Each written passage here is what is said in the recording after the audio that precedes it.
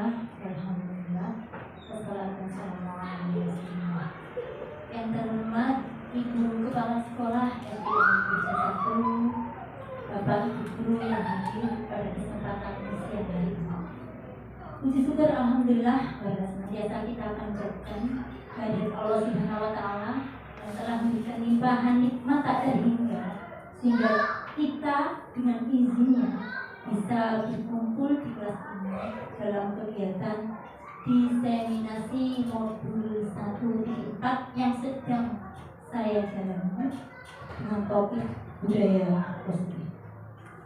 Salawat serta salam semoga tetap tercurah kepada Nabi Agung junjungan kita Muhammad Sallallahu Alaihi Wasallam yang telah memberikan suri tauladan kepada kita yang kita harapkan syafaatnya telah di hari kiamat.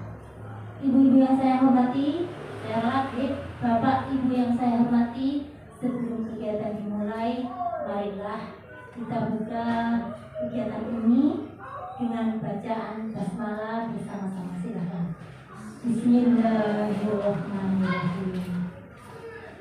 Terima kasih saya sampaikan kepada Bapak Ibu guru semua yang sudah bersedia hadir pada kegiatan siang hari ini.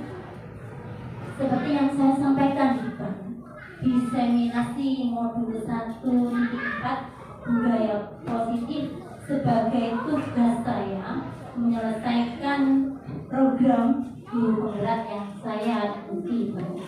Jadi sebelum kita mulai Bapak Ibu, kita ice breaking terlebih dahulu. Bapak Ibu, clue-nya adalah ketika maju,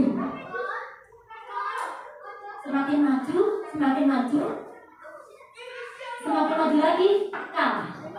Tetapi ketika mundur, dan semakin mundur itu menang. Coba Bapak Ibu, apa kira-kira? Coba dijawab Bapak Ibu. Bagus sekali, terima kasih Bu Ana. Belum bisa banding, nggak seru Bu Ana. Nggak seru. Oke, terus sekali tarik tambang.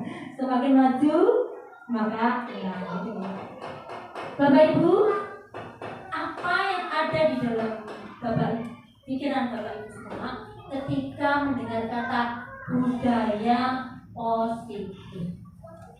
Monggo. Budaya positif. Ada budaya, ada positif.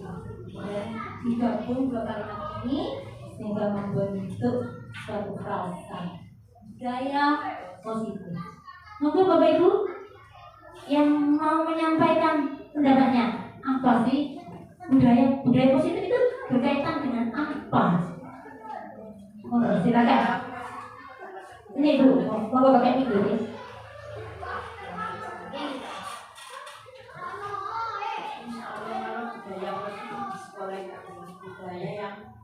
Biasa dikerjakan di kebiasaan di sekolah, misalnya jalan, terus apa itu membuang sampah pada tempatnya, terus dengan teman itu saling menyapa, menghormati teman, terus ada lagi terus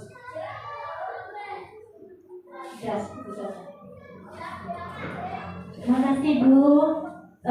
Jadi tidak ada salah dan tidak ada benar.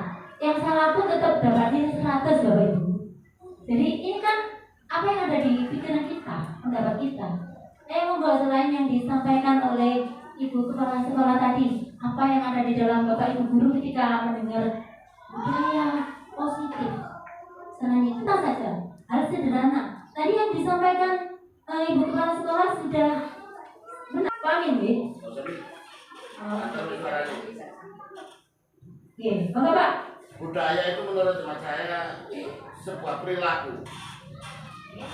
Nah, kalau di situ ada tulisan budaya positif, berarti perilaku atau kebiasaan yang dilakukan yang positif, yang baik-baik. Iya. Saya kira yang disampaikan oleh Pak Amin tadi sudah sangat masuk dengan demikian pula dengan yang disampaikan oleh Ibu Kepala Sekolah. Ada lagi yang lain barangkali ingin menyampaikan. Saya lanjutkan. Betul sekali Bapak Ibu yang disampaikan oleh beliau berdua. Kurang lebih budaya positif itu seperti itu. Jadi apa-apa perilaku suatu kebaikan yang nantinya akan kita tanamkan, kemudian kita tumbuhkan di dalam diri anak-anak sehingga anak-anak terbentuk menjadi karakter yang baik. Lanjut Pak, slide itu. Bapak Ibu, mari belajar bersama, berbagi informasi, berkolaborasi dan saling mendukung demi terciptanya budaya positif di sekolah kita yang tercinta, khususnya SDN Ninderja 1. Bapak Ibu yang saya hormati, ini ada pertanyaan pemantik terkait dengan budaya positif yang kita diskusikan pada siang hari ini. Yang pertama, apakah hukuman dapat mendisiplinkan anak? Kemudian pertanyaan kedua, pemberian hukuman dengan hal positif seperti membaca atau membersihkan halaman sekolah dapat mendisiplinkan anak. Betulkah seperti itu? Kemudian pertanyaan ketiga, apakah memberi penghargaan dapat meningkatkan motivasi belajar anak? Jadi ini nanti yang kita di awal-awal ini yang akan kita diskusikan. Saya ingin mendengar pendapatnya Bapak Ibu. Bu Jaina, Bu.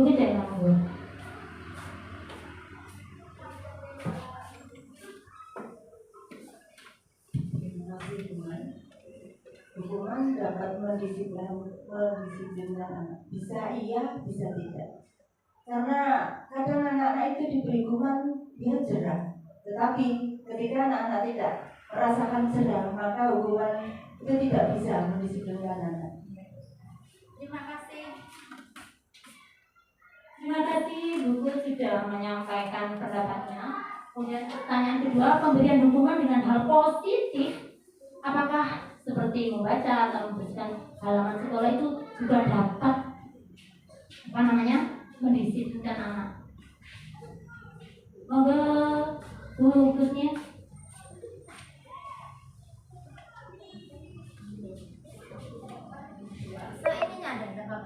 Pemberian hukuman dengan hal positif seperti membaca atau membersihkan halaman sekolah dapat mendisiplinkan anak. Ya, Apakah setuju?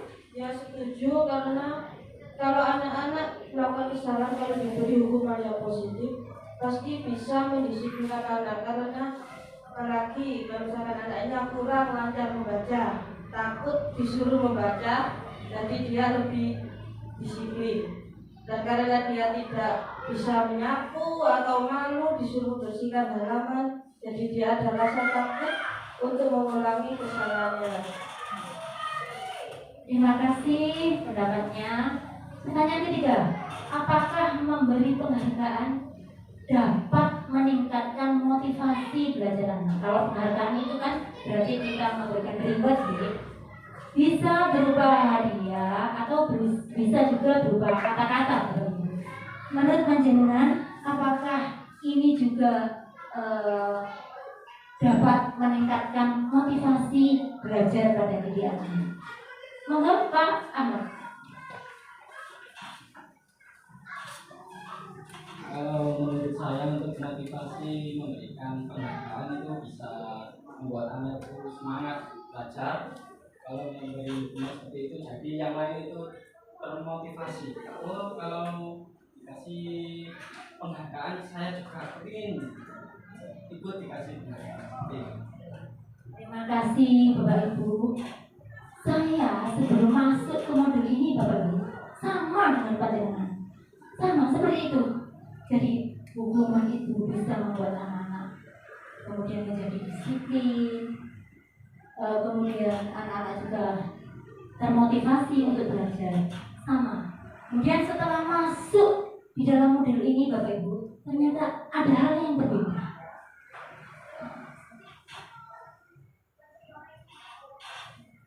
Sebelum kita masuk ke sana, ini ada kegiatan cobalah buka.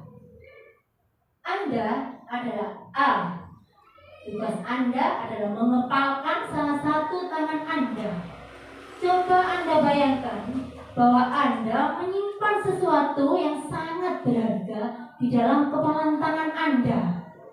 Sambil membayangkan gitu, Anda perlu menjaga benda tersebut sekuat tenaga Anda, karena begitu pentingnya hal tersebut untuk kehidupan Anda. Jadi sesuatu ini yang ada di tangan Anda, yang ada di dalam genggaman Anda adalah sesuatu yang sangat berharga dalam kehidupan Anda. Jadi bayangkan seperti itu. Kemudian yang berikutnya, tugas rekan Anda. B adalah mencoba dengan segala cara untuk membuka kepalan tangan teman Anda. Jadi yang tadi menghafal, karena ini sesuatu yang berharga, sekuat tenaga dia akan mempertahankan kepalan tangannya. Kemudian yang B, teman Anda B boleh membujuk, menghardik, bahkan mengintimidasi dengan memarahi, atau kemudian menggoda, menggelitik, bahkan menawari uang agar rekan Anda yang tadi bersedia membuka kepalan tangannya. Kira-kira kalau Anda di dalam posisi A, Bapak Ibu guru ada di posisi A, sesuatu yang sangat berharga itu ada di tangan Bapak Ibu, dan Bapak Ibu tidak ingin orang lain itu mengetahuinya kecuali Anda. Apa yang kira-kira akan Anda lakukan? Monggo. Ya dipertahankan. Dipertahankan. Betul lah Bapak Ibu. Kalau Anda di posisi A, betul Anda akan mempertahankannya. Apakah yang sesungguhnya memegang kontrol, yang menutup kepalan tangan, atau yang berusaha dengan segala cara untuk kemudian membuka kepalan tangan rekannya? A apa B di dalam hal ini Bapak Ibu, yang memegang kontrol tetap mengepal, atau kemudian untuk berusaha berkomunikasi, atau kemudian berusaha untuk membuka tangannya? Dalam hal ini siapa yang memegang kontrol Bapak Ibu? A, betul. Jadi yang disampaikan di sini memang betul. Kontrol itu adalah sesuatu yang hanya ada dalam diri kita. Maksudnya ketika kita menjadi seorang pendidik sekalipun, atau ketika kita memperlakukan anak didik kita, kontrol itu ada di dalam diri masing-masing kita. Untuk selanjutnya kita coba ke slide berikutnya. Nah, perubahan paradigmanya Bapak Ibu, ke dalam teori kontrol atau teori pilihan yang kemudian dinamakan dengan ilusi kontrol adalah bahwa selama ini Bapak Ibu tanpa terasa ilusi guru itu mengontrol murid. Jadi apa yang ada di dalam diri kita, atau apa yang kita ingin, atau apa yang kita mau, itu anak-anak harus menerapkan. Jadi anak-anak itu di bawah kontrol kita. Yang selama ini, bahkan saya sendiri pun ketika kemudian mengikuti modul ini Bapak Ibu, oh iya, jadi selama ini tuh kita itu mengontrol anak didik kita. Apa yang kita mau, anak-anak harus lakukan. Kalau kita mau A, anak-anak harus A.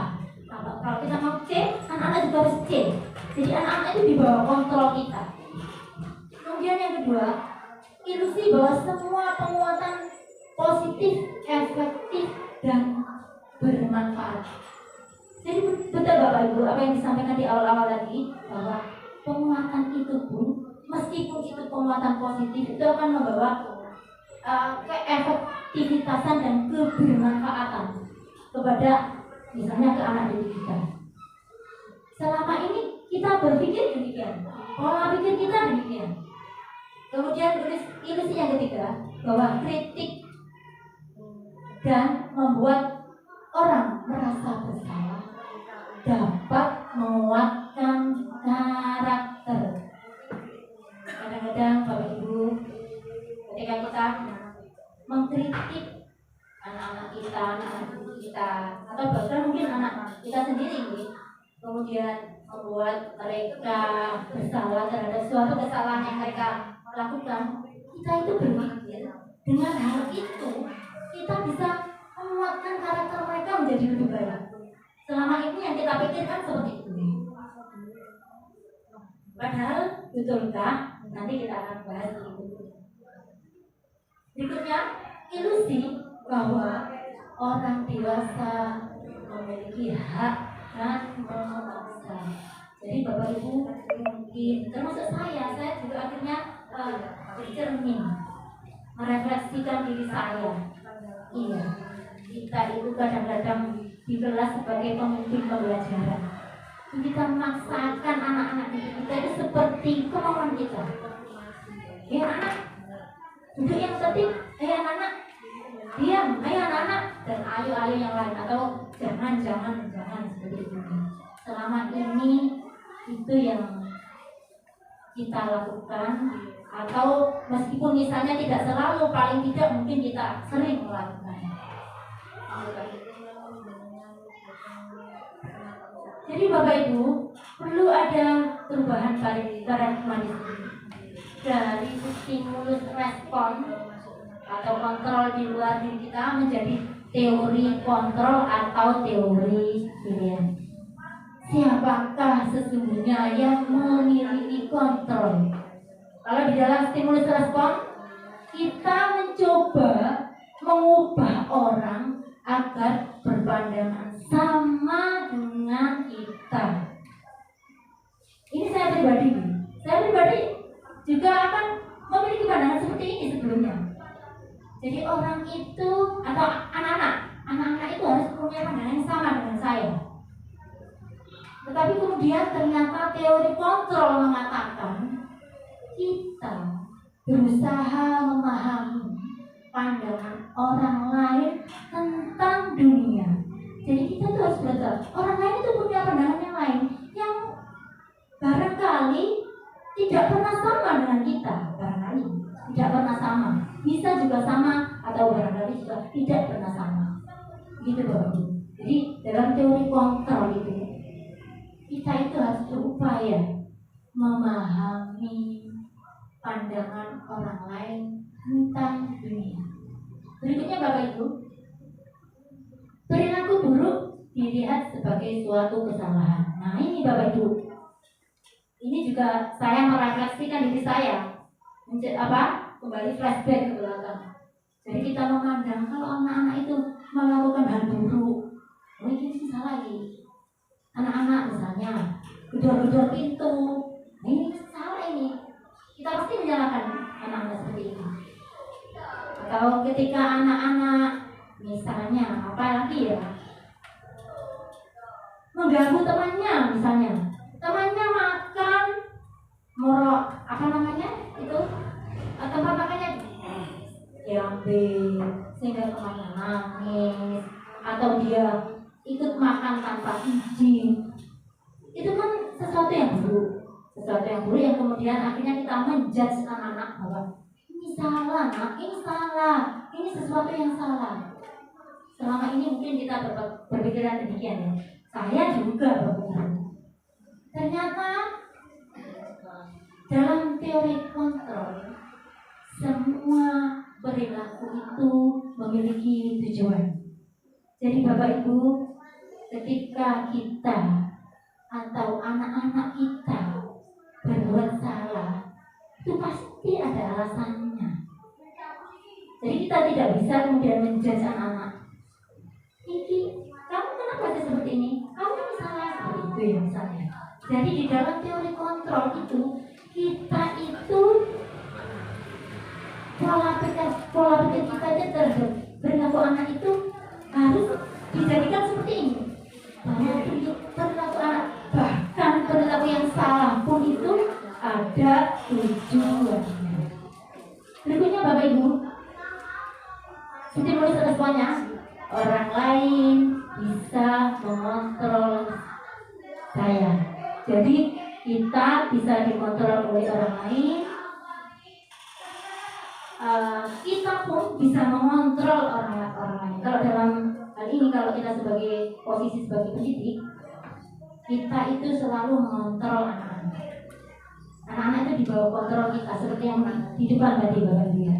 Ternyata di dalam teori kontrol hanya Anda yang bisa mengontrol diri Anda. Jadi polanya saya bisa mengontrol orang lain. Kalau dalam stimulus respon, saya bisa mengontrol orang lain. Anak-anak pun bisa kita kontrol. Ya anak-anak jangan duduk di situ. Ya anak-anak jangan berdiri di situ. Kita kontrol anak-anak. Akan tetapi di dalam teori kontrol, Anda tidak bisa mengontrol orang lain.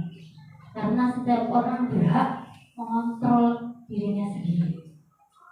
Jadi seperti itu perubahan paradigmanya. Berikutnya, pemaksaan ada pada saat rujukan gagal. Nah ini yang tadi yang disampaikan oleh Pak Amin. Ketika kita gagal memperoleh apa yang kita inginkan, ketika kita penasaran dengan sesuatu hal, maka kemudian ketika sikap persuasif kita itu tidak menghasilkan kesuksesan, maka yang terjadi adalah pemaksaan. Kalau kita sebagai pendidik, lagi-lagi kita sebagai pendidik, kita akan, kalau kita misalnya membujuk anak-anak kita untuk senantiasa berlaku baik dan lain sebagainya, ketika kita gagal, maka yang terjadi kemudian adalah opsi pemaksaan. Di dalam teori kontrol, apa yang harus kita lakukan ketika bujukan ini terjadi? Maka yang terjadi, yang harusnya kita lakukan adalah kolaborasi dan konsensus, menciptakan pilihan baru. Ada pilihan, kolaborasi, dikomunikasikan untuk menciptakan pilihan baru. Kalau sebagai guru berarti kita harus berkolaborasi dengan anak-anak. Kalau sebagai sesama pendidik berarti kita harus berkolaborasi dengan orang sejawat, dengan ibu kepala sekolah. Dan kemudian untuk menciptakan konsensus pilihan baru, kesepakatan. Konsensus itu kan kesepakatan baru. Kemudian yang terakhir Bapak Ibu, model berpikir menang kalah. Kalau selama ini kita mungkin berpikir bahwa ya wes, kalau kita terjadi misalnya perdebatan atau perbedaan pendapat, mesti kita berpikir oh ya menang kalah. Kemudian juga ketika kita ke anak-anak, saya sebagai pemimpin pelajaran, sebagai guru, saya harus menang. Kalau saya A berarti anak-anak harus A, kalau saya B berarti anak-anak harus B. Begitu kalau stimulus respon ibu. Tetapi di dalam teori kontrol, model berpikirnya win-win solution atau menang-menang. Dalam hal ini tidak ada kalah, tidak ada yang menang. Akan tetapi kita duduk bersama, kemudian kita bicarakan apa yang terjadi misalnya, sehingga suatu kesepakatan itu menghasilkan kesepakatan yang memuaskan semua pihak. Jadi win-win solution, menang-menang. Ini Bapak Ibu.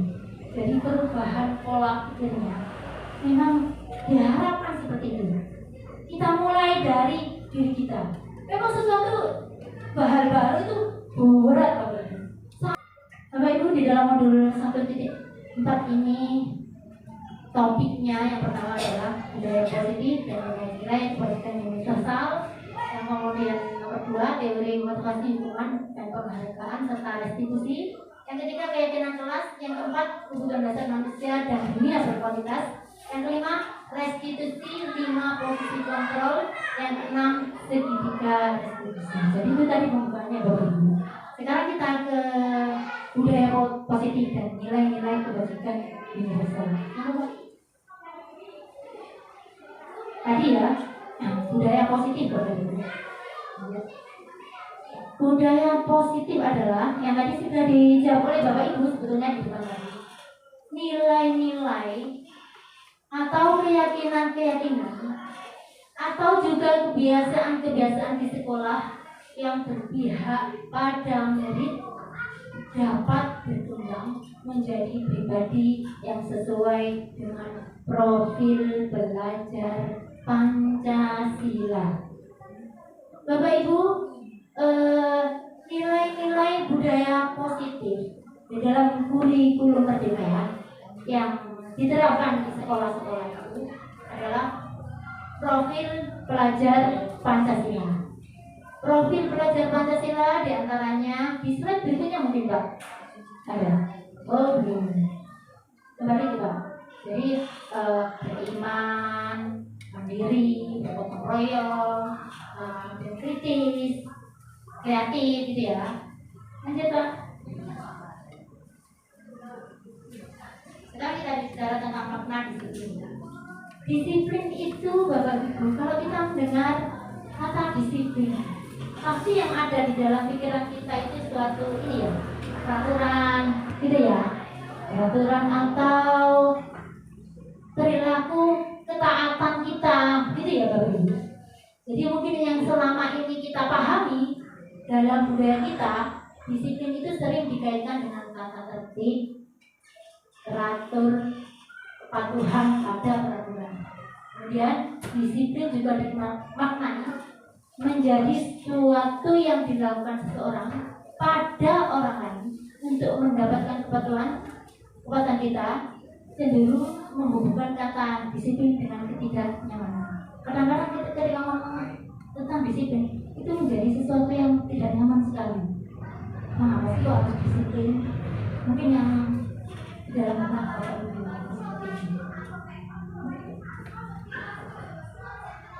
sebenarnya Bapak Ibu, jadi disiplin itu asal mulanya itu berasal dari bahasa Latin. Disiplin sendiri itu artinya belajar Bapak Ibu. Jadi bukan peraturan atau kita mengikuti peraturan.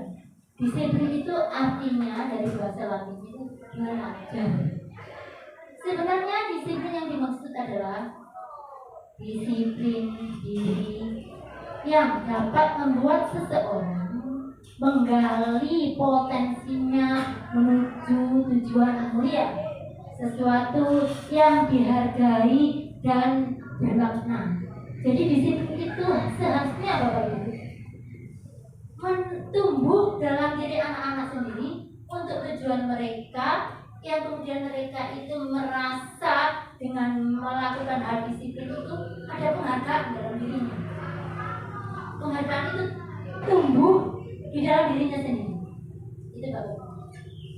Apapun yang terjadi, mau ini misalnya ya, mau ada kepala sekolah, mau tidak ada kepala sekolah, karena itu tumbuh dalam diri kita, ya kita akan ini melakukan sesuatu kebaikan yang kita yakini itu. Nilai-nilai kebajikan adalah sifat-sifat positif manusia yang merupakan tujuan mulia yang ingin dicapai setiap individu. Nilai-nilai tersebut bersifat universal dan lintas bahasa, lintas suku bangsa, lintas agama maupun latar belakang. Nilai-nilai yang merupakan paling besar dalam rangka menciptakan lingkungan sekolah yang positif, maka setiap warga sekolah dan pemangku kepentingan perlu saling mendukung Bapak Ibu, menghayati dan menerapkan nilai-nilai kebajikan yang telah disepakati bersama. Dalam penerapan nilai-nilai kebajikan ini perlu adanya disiplin diri yang tumbuh dari motivasi internal. Jadi sekali lagi Bapak Ibu, kita mengupayakan mengantarkan anak-anak didik kita menumbuh kembangkan di dalam dirinya sebuah motivasi yang kemudian anak-anak dengan motivasi dalam dirinya nanti itu akan berperilaku sesuai dengan nilai-nilai yang kita yakini bersama. Kemudian lanjut Pak. Yang kedua Bapak Ibu, teori motivasi, hukuman dan penghargaan dan restitusi. Lanjut Pak. Di dalam modul ini Bapak Ibu dijelaskan bahwa motivasi perilaku manusia itu dibagi menjadi dua. Apa motivasi? Motivasi adalah dorongan yang timbul pada diri seseorang secara sadar atau tidak sadar untuk melakukan suatu tindakan dengan tujuan tertentu. Itu motivasi ya, pengertian dari motivasi sendiri. Motivasi terbagi menjadi dua. Yang pertama motivasi ekstrinsik yang berasal dari luar. Yang tadi Bapak Ibu, kita bisa mengontrol orang lain bisa mengontrol kita, itu berarti motivasi ekstrinsik. Yang kedua motivasi intrinsik, motivasi yang berasal dari dalam. Ya, ini yang kita upayakan untuk kita selalu membimbing anak-anak itu selalu berada di dalam motivasi intrinsik ini. Lanjut Pak.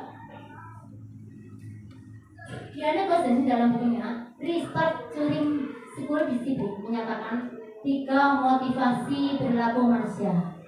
Yang pertama, untuk biasanya ketika kita melakukan sesuatu hal yang pertama itu untuk menghindari ketidaknyamanan atau hukuman.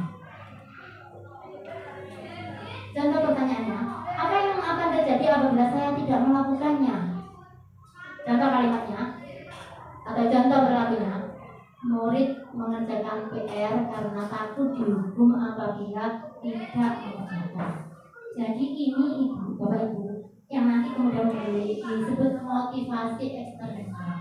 Oh, kalau saya itu mengerjakan PR, biar nanti saya tidak dihukum oleh Bapak Ibu guru di sekolah, saya harus mengerjakan ini. Nah, motivasi ini Bapak Ibu itu termasuk dalam motivasi eksternal, di luar diri anak, karena takut dihukum tadi, tidak nyaman kalau dihukum. Yang kedua, alasan yang kedua, untuk mendapatkan imbalan dari orang lain atau institusi. Apa yang akan saya dapatkan apabila saya melakukannya? Jadi ketika melakukan sesuatu itu, kita berpikir tentang imbalan. Nanti saya dapat apa ya? Kalau saya begini, saya dapat apa? Kalau saya melakukan ini, apa yang akan saya peroleh? Jadi begitu. Jadi karena motivasinya karena imbalan, atau juga penghargaan dari orang lain. Contohnya, murid mengerjakan PR karena ingin mendapat pujian gurunya. Anak-anak itu kan kadang senang dipuji Bapak Ibu. Jadi, aku tak ada PR kayak misalnya. Kok Bapak Ibu guru pasti senang denganku, dengan saya kalau saya mengerjakan PR. Kalau Bapak Ibu guru bertanya, siapa yang sudah mengerjakan PR? Saya Bu. Siapa yang bisa menjawab soal ini? Saya Bu. Dia merasa senang. Nah, ini termasuk motivasi eksternal. Ini tidak diharapkan Bapak Ibu. Tidak diharapkan terjadi demikian dalam diri anak. Nah, ini yang tidak inilah yang diharapkan Bapak Ibu. Apa? Untuk menghargai diri sendiri, bahwa mereka itu memang berharga kalau melakukan itu. Mereka itu mempunyai nilai yang mereka yakini. Jadi mereka itu di bawah kontrol, pikiran, perasaan itu di bawah kontrol mereka sendiri Bapak Ibu. Nah, ini Bapak Ibu, termasuk hukuman atau konsekuensi. Konsekuensi itu kan biasanya ada karena sebuah peraturan ya. Ada hukuman, kemudian ada peraturan, konsekuensinya ini dan ini. Sekarang kita bisa ambil ini, hukuman atau konsekuensi. Tindakan guru kemudian nanti Bapak Ibu akan saya tanya, apakah ini termasuk hukuman atau termasuk konsekuensi. Yang pertama, mencatat 100 kali di dalam buku kalimat. Saya tidak akan terlambat lagi karena terlambat. Ini anak-anak kita. Apakah ini termasuk hukuman? Apakah ini termasuk konsekuensi? Coba saya ingin Pak Afif, masa apa Pak Afif? Masa apa? Itu aja tidak apa-apa. Kita tidak dapat nilai 0. Kita main-main aja dengan menjawab ini. Itu aja. Mencatat 100 kali di dalam buku kalimat. Saya tidak akan terlambat lagi. Terus Pak sampai 100 kali Pak. Karena terlambat ke sekolah. Masa apa ini? Hukuman? Apa hukuman? Kita lanjut ke pertanyaan. Nanti kita lihat jawabannya. Kita lanjut ke pertanyaan kedua. Lari mengelilingi lapangan basket 2 kali karena terlambat hadir di sekolah. Masuk apa Bapak Ibu? hukuman apa konsekuensi? Buya nih coba. Buya nih bermanfaat atau Buya nih? Pas hukuman, nggak apa-apa dijawab aja Buya nih. Lari mengelilingi lapangan basket 2 kali karena terlambat datang di sekolah. Hukuman. Lanjut Pak, slide berikutnya. Masih ada 2 pertanyaan Bapak Ibu. Murid disuruh untuk tidak menggunakan sepatu seharian di sekolah karena tidak menggunakan sepatu hitam. Apakah masuk hukuman? Apakah masuk konsekuensi? Kita lanjut Pak. Yang tadi, murid disuruh untuk tidak mengenakan sepatu seharian di sekolah karena tidak mengenakan sepatu hitam. Masuk apa Bapak Ibu? Hukuman? Apakah konsekuensi? Apakah ini dihukum? Apakah mereka sedang menjalankan konsekuensi dari kekeliruan mereka? Masuk apa? Hukuman? Ada yang hukuman, ada yang konsekuensi. Satu. Lari mengelilingi lapangan basket 2 kali karena terlambat 10 menit dalam pelajaran PJOK, Pak. Membersihkan tumpahan air di meja tulis karena tersenggol pada saat belajar. Konsekuensi. Lanjut, Pak. Murid disuruh untuk tidak mengenakan sepatu seharian di sekolah karena tidak mengenakan sepatu hitam. Itu hukuman. Terakhir, lari mengelilingi lapangan basket 2 kali karena terlambat 10 menit untuk pelajaran PJOK. Itu konsekuensi Bapak Ibu. Jadi dalam menentukan hukuman dan konsekuensi nanti itu ternyata memang ada ininya. Mengapa ini disebut hukuman? Mengapa ini disebut konsekuensi? Tetapi yang perlu Bapak Ibu garis bawahi bahwa ke depan itu kita akan berusaha menumbuhkan motivasi intensif dalam diri anak-anak. Kemudian kita akan membuat keyakinan Bapak Ibu. Dari keyakinan ini nanti akan timbul motivasi dalam diri anak-anak untuk melakukan sesuatu hal. Jadi dalam berperilaku itu motivasinya muncul dalam diri. Lanjut Pak. Nah ini Bapak Ibu, hukuman dan konsekuensi. Saat terjadi pelanggaran terhadap keyakinan kelas atau sekolah, tentu terjadi tindakan penegakan terhadap keyakinan kelas atau sekolah tersebut. Umumnya tindakan tersebut berupa hukuman atau konsekuensi. Hukuman bersifat menyakitkan, jadi hukuman yang menyakiti anak, tidak nyaman. Biasanya, ini Bapak Ibu, ini biasanya hukuman itu spontan. Hukuman itu spontan langsung diberikan.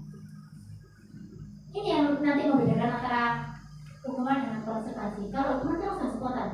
Sekeluarnya yang kita berikan hukuman, yang menghukum. Kemudian menimbulkan perasaan takut dalam diri anak, memaksa mereka, akhirnya murid menjadi membenci peraturan. Senang aku peraturan ini, jadi seperti itu. Murid menjadi rendah diri, kemudian konsep diri menjadi buruk. Kemudian konsekuensi bersifat mengontrol murid dengan penguatan positif. Jadi memang disampaikan, kalau kamu begini, nanti harus begini, konsekuensinya begini. Ini akan mendorong kepatuhan, murid akan menghormati peraturan, konsep diri itu baik. Akan tetapi Bapak Ibu, hukuman dan konsekuensi masih bersifat eksternal. Jadi karena untuk aku dihukum, untuk aku misalnya melakukan hal baik, aku akan dipuji oleh Bapak Ibu. Karena bersifat eksternal tadi, bukan tumbuh dari dagingnya. Berikutnya restitusi. Harapannya Bapak Ibu, opsinya adalah restitusi.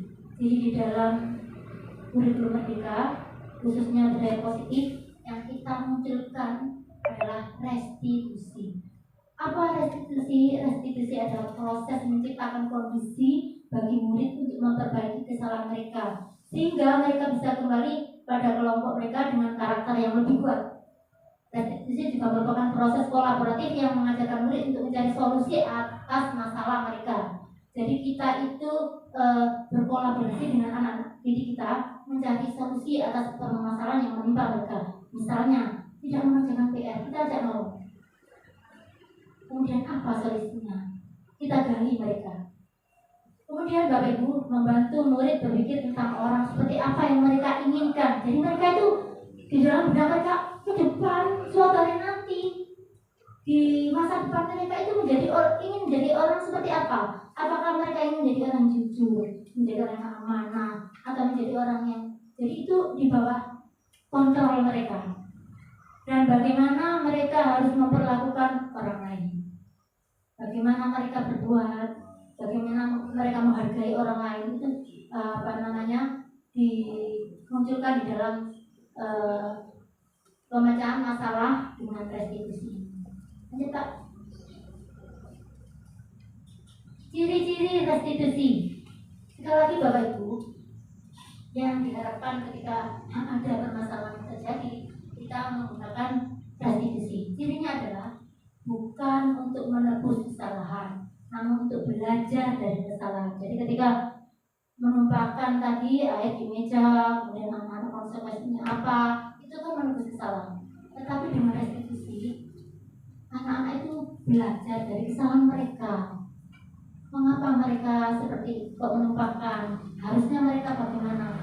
Di dalam restitusi apa yang diharapkan? Guru bertanya kepada anak, mengapa mereka tidak mengerjakan PR? Menanyakan keyakinan kelas atau kesepakatan kelas yang dilanggar dan membantu murid untuk menyelesaikan masalahnya. Jadi sebelumnya, kita harus mempunyai dulu kesepakatan kelas. Ketika saya mempelajari modul ini, Bapak Ibu, saya berusaha untuk menerapkan. Saya berusaha untuk membuat kesepakatan kelas yang saya gali sendiri dari anak-anak. Jadi yang membuat adalah mereka, bukan saya. Saya hanya menampung. Apa yang kamu inginkan anak-anak? Kesepakatan kelas kita ini kita buat nanti seperti apa? Oh nyaman Bu, ya tulis nyaman. Oh begini Bu, harus saling menghargai ya tulis. Itu Bapak Ibu. Lanjut Pak.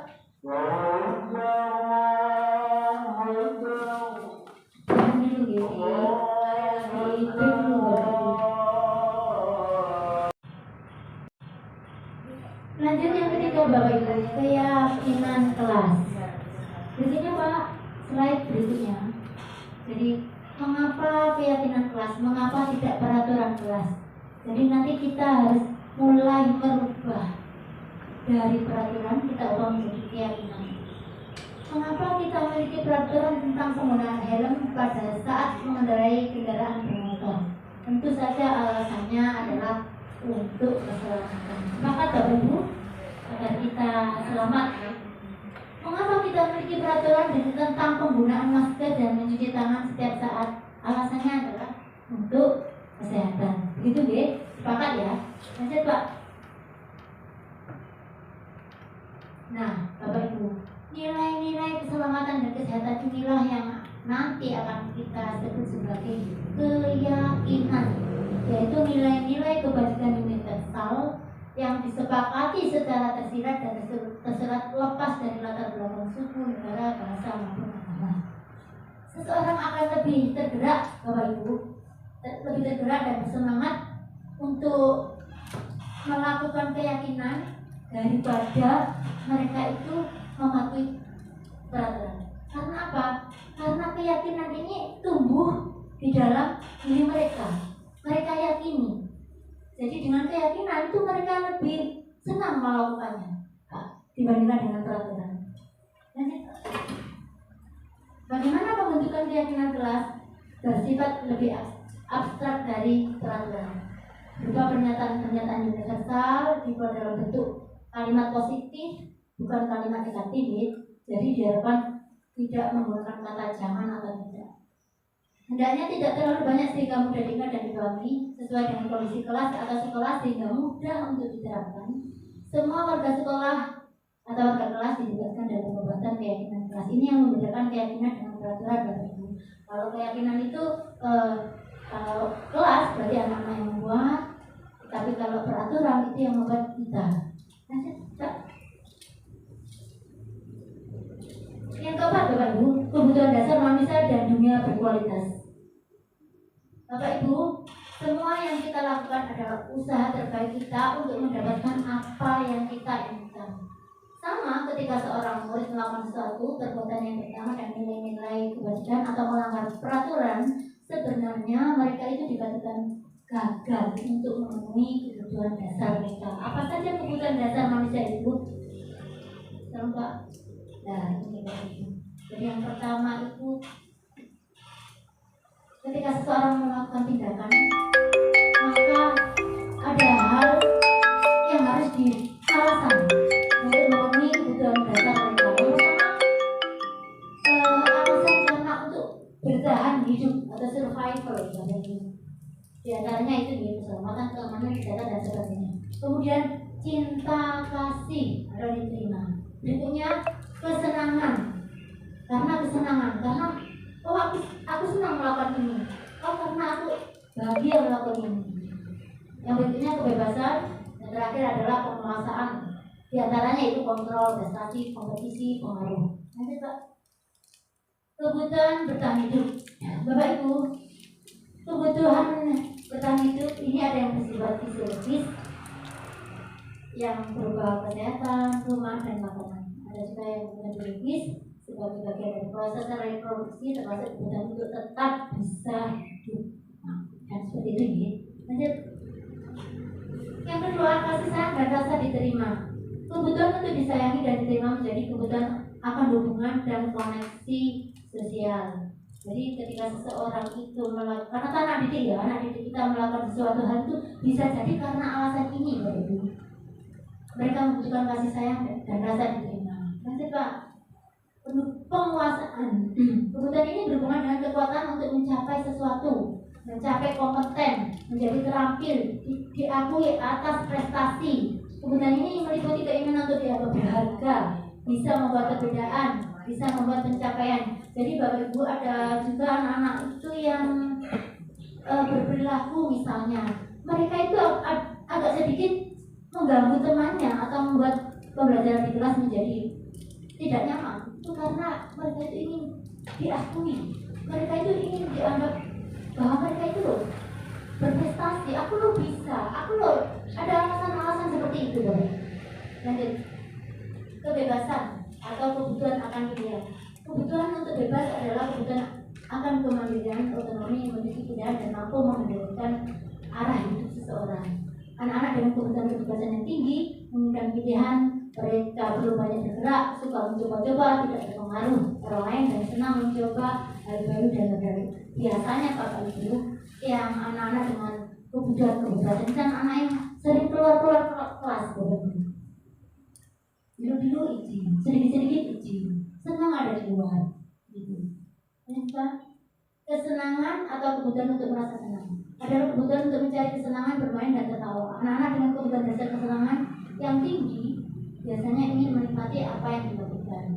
Itu anak-anak ini berdasarkan teori tadi bahwa ada 5 kebutuhan dasar yang tidak terpenuhi ketika kita atau anak-anak kita itu melakukan kesalahan. Glaser menyatakan bahwa kapasitas untuk berubah adalah ada pada diri kita sendiri. Sekali lagi Bapak Ibu, motivasi internal. Jika kita dapat mengidentifikasi kebutuhan apa yang mendorong perilaku kita, maka perubahan positif dapat kita mulai dengan mencari solusi untuk memenuhi kebutuhan tertentu dengan cara yang positif. Demikian juga anak-anak Bapak Ibu, ketika anak-anak melakukan kesalahan, maka perlu kita analisa kebutuhan apa yang tidak mereka inginkan atau kebutuhan apa yang tidak mereka dapatkan sehingga anak-anak itu melakukan hal itu. Jadi perlu adanya solusi komunikasi dengan kita. Lanjut, kita ke ini, 5 posisi kontrol. Sebagai pendidik ada 5 posisi kontrol kita. Nanti kita coba merefleksikan diri masing-masing, kita berada di posisi yang mana. Yang pertama penghukum, yang kedua pembuat rasa bersalah, yang ketiga posisi sebagai teman, yang keempat posisi pemantau, dan yang terakhir adalah posisi manajer. Sekarang kita bahas yang posisi penghukum. Seorang penghukum bisa menggunakan hukuman fisik maupun verbal, jadi bisa dengan kata-kata. Pada posisi ini senantiasa mengatakan bahwa sekolah memerlukan sistem atau alat yang dapat lebih menekan murid-murid lebih dalam lagi. Guru-guru yang menerapkan posisi penghukum akan selalu berkata, kamu kok salah saja sih? Dari kemarin kamu salah saja. Ini ciri-ciri posisi penghukum. Selalu, kemudian bisa juga dengan kalian selalu, pasti selalu yang terakhir selesai. Kamu tidak selesai, teman-temannya sudah pulang semua. Itu yang ciri-ciri posisi penghukum itu. Lanjut ke posisi berikutnya. Oh, ini masih ciri-cirinya. Ciri-ciri dan dampak posisi kontrol penghukum. Cirinya ada suara tinggi, bahasa tubuh, seperti mata melotot, jari-jari menunjuk, berarti anak tidak memiliki kesempatan untuk memberi alasan. Dampaknya Bapak Ibu, maka anak akan marah, kecewa, bisa menimbulkan dendam atau membenci guru tersebut. Guru seperti ini senantiasa percaya hanya satu cara agar pembelajaran bisa berhasil. Kemudian Bapak Ibu lanjut ke berikutnya. Posisi kontrol membuat merasa bersalah. Pada posisi ini biasanya guru bersuara lembut, membuat merasa bersalah akan menggunakan keheningan untuk membuat orang lain itu tidak nyaman. Kata-kata yang sering diucapkan, Bapak kecewa dengan kamu, atau Ibu kecewa sekali dengan kamu. Berapa kali sih Ibu harus ngomong ke kamu? Berapa kali Ibu harus menasihati kamu? Seperti itu Bapak. Gimana coba kalau orang tua tahu kamu berbuat begini? Ini adalah ciri-ciri posisi membuat merasa bersalah. Lanjut Pak. Ciri-ciri dan dampak posisi kontrol membuat merasa bersalah Bapak Ibu. Ciri-cirinya nadanya memelas, halus, bahkan bisa sedih. Rasa itu merapat pada anak, seakan-akan kita itu jenuh atau sedih. Hasilnya, murid itu akan merasa bersalah. Bersalah telah mengecewakan bapak ibunya. Murid akan merasa menjadi orang yang gagal dan tidak sanggup membagian orang lain. Kadang-kala sikap seperti ini lebih berbahaya. Jadi Bapak Ibu, justru posisi kontrol membuat merasa bersalah ini lebih berbahaya Bapak Ibu daripada posisi penghukum. Kenapa? Karena anak itu merasa tidak dihargai, tidak berharga. Dia itu kemudian tertekan. Seperti inilah ya. Murid tertekan seperti inilah yang tiba-tiba meletus amarahnya dan bisa menyakiti dirinya sendiri atau orang lain. Ini sangat berbahaya. Lanjut Pak. Posisi kontrol teman. Pada posisi ini guru tidak menyakiti murid, namun akan tetap berupaya mengontrol murid melalui persuasi. Guru di posisi teman menggunakan hubungan baik dan boleh. Jadi seperti teman. Misalnya ada yang mengatakan, ayo bantulah ibu, ayo demi ibu ya, ayo demi bapak ya, demi pak guru, demi ibu guru. Ayo ingat tidak bantuan yang bapak ibu guru selama ini ke kamu. Ya sudah, hari ini tidak apa-apa, nanti ibu bereskan ya. Karena anak terlambat kita beri kata-kata ini, seolah-olah kita itu menjadi temannya. Ciri dan dampak posisi kontrol. Cirinya ramah, akrab, canda, bahasa tubuh merapat pada murid, mata dan senyum senada. Hasilnya murid akan senang dan akrab dengan guru. Akan tetapi dampak negatifnya murid menjadi tergantung terhadap guru tersebut. Mereka akan berpikir, oh iya, mana aku salah kan aku ditolong oleh ibu guru. Kalau aku berbuat salah, pasti nanti akan ditolong oleh bapak guru. Itu yang ada di dalam mereka. Posisi kontrol memantau. Memantau berarti mengawasi. Pada saat kita mengawasi, kita bertanggung jawab atas perilaku orang-orang yang kita awasi. Posisi pemantau bertindak berdasarkan pada peraturan dan konsekuensi. Pertanyaannya yang muncul biasanya bapak ibu, ayo ingat ayo, peraturannya apa? Yang kita sampaikan ke anak melakukan kesalahan. Ayo apa yang telah kamu lakukan? Sanksinya apa? Konsekuensinya apa? Yang terakhir Bapak Ibu, kasih dampak ya. Ciri-ciri dan dampak posisi kontrol pemantau. Ciri-cirinya nada suara kasar, bahasa tubuhnya formal. Hasilnya murid memahami konsekuensi yang harus dijalankan karena telah melanggar salah satu peraturan sekolah. Seorang pemantau sangat mengandalkan perlindungan catatan data yang dapat digunakan sebagai bukti atas perilaku seseorang. Lanjut Pak. Nah ini posisi yang terakhir Pak. Posisi kontrol manager. Adalah posisi di mana guru berbuat sesuatu bersama dengan murid, mempersilahkan murid mempertanggungjawabkan perilakunya, mendukung murid agar dapat menemukan solusi atas permasalahannya. Ya, ini Bapak Ibu yang perlu digarisbawahi, yang membedakan dengan posisi yang lain tadi. Jadi kita itu mendukung murid untuk menemukan solusi atas permasalahan mereka, atau mencari solusi atas kelalaian mereka, mencari solusi atas perilaku mereka. Seorang manajer telah memiliki keterampilan di posisi teman dan pemantau, dan dengan demikian bisa jadi sewaktu-waktu terjadi kembali pada posisi teman dan pemantau. Ciri-cirinya adalah nada suaranya tulus, bahasa tubuh tidak kaku, mendekati murid. Hasilnya murid menjadi mandiri, percaya diri, merasa dihargai. Bapak Ibu. Tujuan seorang manajer itu bukan untuk mengatur perilaku seseorang. Jadi kita di sini tidak, kalau ada kata-kata manajer berarti mengatur, tidak. Tetapi kita itu membimbing anak-anak didik kita itu untuk mengatur dirinya, berkomunikasi, berkolaborasi dengan mereka. Untuk apa sih ketika terjadi kesalahan, apa yang harus mereka lakukan. Jadi kita gali solusinya dari mereka sendiri. Misalnya terjadi kesalahan, apa sih yang harusnya kamu lakukan, apa sih yang kamu inginkan, jadi seperti itu. Lanjut Pak. Yang terakhir Bapak Ibu, ketika restitusi. Bapak Ibu, di dalam menyelesaikan suatu permasalahan yang ada di dalam anak didik kita, idealnya adalah kita berada di posisi kontrol manager. Posisi kontrol manager ini diantaranya yaitu kita harus mempraktekkan ini Bapak Ibu, segitiga restitusi. Jadi seperti ini. Yang pertama yang kita lakukan adalah menstabilkan identitas anak. Langkah kedua, validasi tindakan yang salah. Dan langkah ketiga, menanyakan keyakinan. Jadi ini sudah saya praktekkan. Lanjut Pak ke berikutnya, bagaimana segitiga restitusi. Tahapan segitiga restitusi sama dengan tadi ya, menstabilkan identitas. Setelah itu kita ke yang kedua, validasi tindakan yang salah. Kemudian kita ke yang ketiga, menanyakan keyakinan.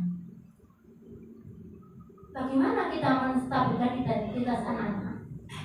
Bagian dasar dari segitiga bertujuan untuk mengubah identitas anak dari yang gagal atau anak-anak yang melakukan kesalahan menjadi orang yang sukses.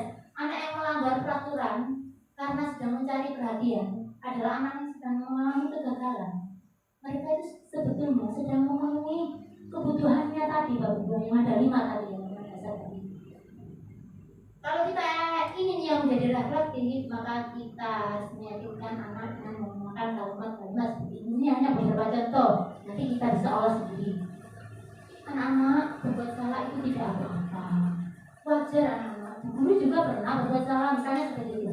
Atau anak-anak, semua manusia itu pernah salah, tidak ada yang manusia yang sempurna. Atau dengan mengatakan anak-anak, kita bisa menyelesaikan masalah ini, pasti kita bisa. Atau dengan dukungan, kamu berhak kok merasa begitu. Jadi meskipun anak-anak kita salah itu, kita berikan kalimat-kalimat yang mendukung mereka. Kamu berhak merasa begitu. Kalau misalnya Bu Guru ada di posisi kamu, pasti Bu Guru juga akan melakukan seperti itu. Jadi kita dukung mereka. Lanjut Pak. Yang kedua, validasi tindakan yang salah. Setelah kita melewati tahap yang pertama tadi, Bapak Ibu, menstabilkan identitas. Menurut teori kontrol, semua tindakan manusia baik buruk pasti memiliki maksud dan tujuan. Seorang guru yang memahami teori kontrol pasti akan mengubah pandangannya dari stimulus respon tadi Bapak Ibu ke berpikir proaktif yang mengenali tujuan dari setiap tindakan anak. Jadi lagi-lagi ketika anak-anak melakukan kesalahan, pasti ada alasan di balik. Kalimat-kalimat yang bisa kita pakai untuk memvalidasi tindakan mereka adalah, padahal kamu bisa melakukan yang lebih buruk dari ini, tapi kamu ini masih baik. Kamu masih, misalnya ya, karena diapakan oleh temannya, kemudian anak ini mukul, berat gitu ya, karena dia sakit hati. Ketika kita melakukan studi restitusi pada tahap validasi, kita bisa mendukung mereka dengan mengatakan, begitu ya, kamu lo bisa sebetulnya melakukan lebih jauh dari itu, kamu bisa, tapi kok kamu bisa menahan diri dengan tidak terlalu membalas dengan yang terlalu. Jadi kita itu tetap berkedudukan. Yang kedua, kamu pasti punya alasan. Mengapa sih Kak kamu lakukan itu? Jadi kita tanya ketika mereka melakukan tindakan yang salah.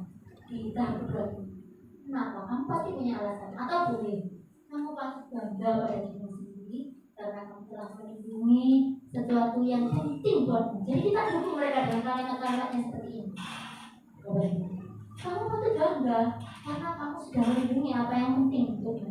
Lanjut sampai ke pada strategi ini menguntungkan bagi murid dan guru karena guru akan berada dalam posisi siswa. Jadi kita itu seakan-akan masuk ke dunia mereka. Kita itu pernah mengalami seperti itu. Dan karena itu akan timbul perspektif yang berbeda. Lanjut Pak. Sisi ketiga, menanyakan keyakinan holistik dan berdiri. Teori kontrol menyatakan bahwa kita pada dasarnya termotivasi secara internal ketika identitas sukses telah tercapai.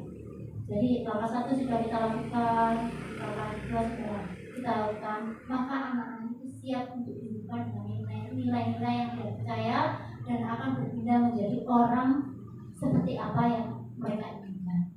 Pertanyaan-pertanyaannya yang berhubungan dengan sisi ketiga yaitu menanyakan keyakinan. Apa yang kita percaya sebagai kelas atau keluarga, atau apa nilai-nilai umum yang sudah kita sepakati, apa bayangan kita tentang kelas kita yang ideal, apa keyakinan kelas kita yang sudah kita bentuk kemarin. Jadi kita gali seperti itu. Lanjut Pak. Penting untuk kita menanyakan ke anak-anak Bapak Ibu kehidupan seperti apa yang mereka inginkan. Apakah kamu mau menjadi orang yang sukses, tanggung jawab, atau bisa percaya atau amanah? Tentu anak-anak Bapak Ibu akan mengatakan iya, tapi mereka tidak tahu bagaimana caranya. Karena itu posisi kita Bapak Ibu adalah dalam posisi memberikan dukungan dan dukungan. Setelah anak sudah mendapatkan gambaran yang jelas tentang orang seperti apa yang mereka inginkan, guru dapat membantu anak-anak tetap fokus pada gambaran tersebut. Lanjut, nah, kita sampai Bapak Ibu di refleksi. Dari sekian pembahasan kita dari A sampai Z, Bapak Ibu, hal baru apa yang mengubah paradigma saya, kita sebagai pendidik, kemudian perasaan apa yang muncul selama mengikuti sesi ini, khususnya mengenai disiplin dan motivasi intensif. Monggo Bapak Ibu memberikan refleksinya. Monggo siapa yang mau memberikan refleksinya? Ibu kepala sekolah, monggo.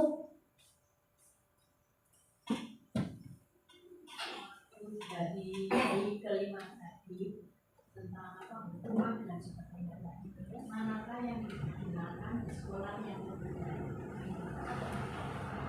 jadi kelima apa kontrol di rumah dan sebagainya. Untuk yang diterapkan di sekolah itu mana yang kita sampaikan saya itu Yang seharusnya kita. iya yang di Menurut Ibu, ini kita sudah sampai di tahap refleksi. Menurut Ibu bagaimana? Menurut saya alhamdulillah sudah baik, sudah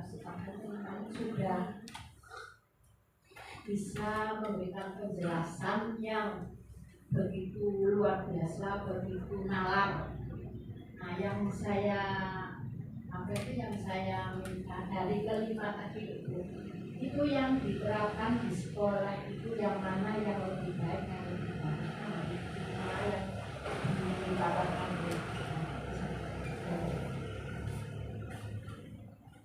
dari pemaparan tadi, monggo barangkali ada yang menyampaikan refleksinya, posisi mana yang diharapkan kita upayakan.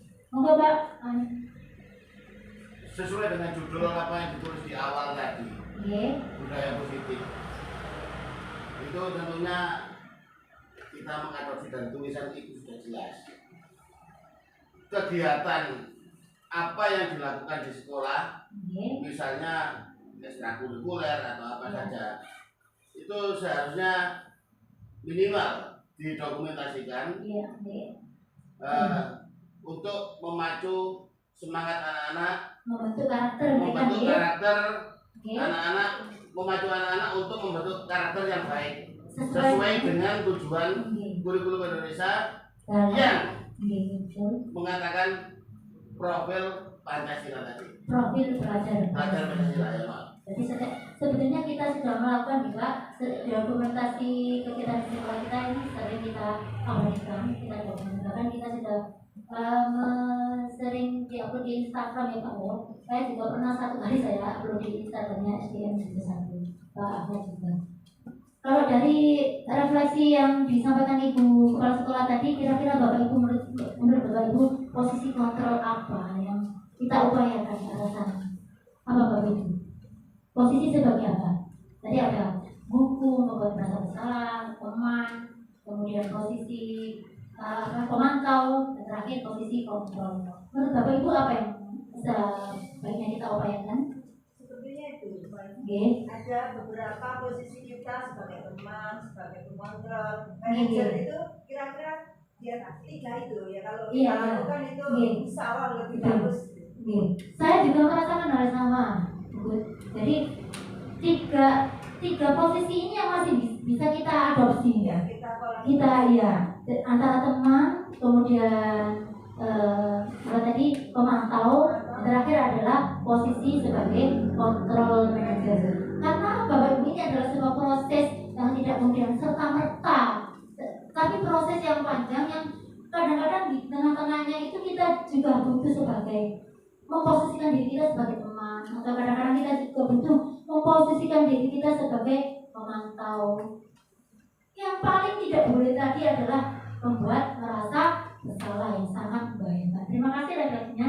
Mungkin barangkali ada refleksi yang lain, monggo Bu Jaina.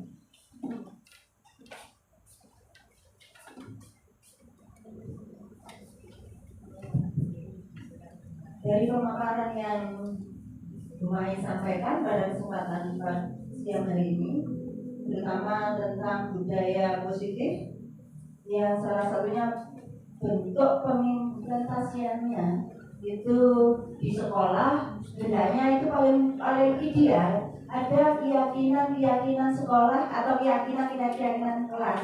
Dan keyakinan sekolah atau keyakinan kelas yang telah kita buat ya, itu sebaiknya ditempatkan pada posisi di mana semua warga sekolah, semua terutama siswa itu bisa membacanya dan bisa memahami apa yang telah diputuskannya, kemudian bisa melaksanakan dengan yakin bahwa yang disampaikan ketika mengadakan keyakinan kelas itu adalah betul-betul memang benar dan sesuai dengan hati nuraninya.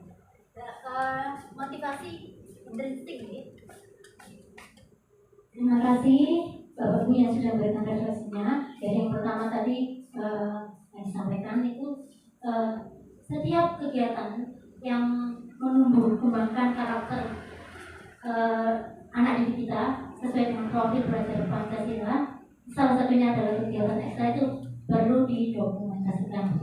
Kemudian keyakinan sekolah Bapak Ibu yang perlu kita buat adalah keyakinan sekolah. Begitu dulu tadi dari sekian yang dibabarkan.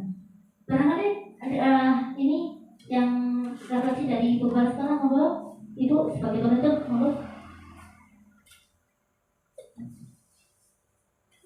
Yang saya sampaikan sebagai penutup untuk kegiatan siang ini yaitu yang bisa saya simpulkan adalah kita berupaya untuk membentuk karakter anak atau peserta didik yang mampu menghargai dirinya sendiri serta memunculkan motivasi intrinsik atau dari dalam dirinya sendiri. Bisa saya sampaikan.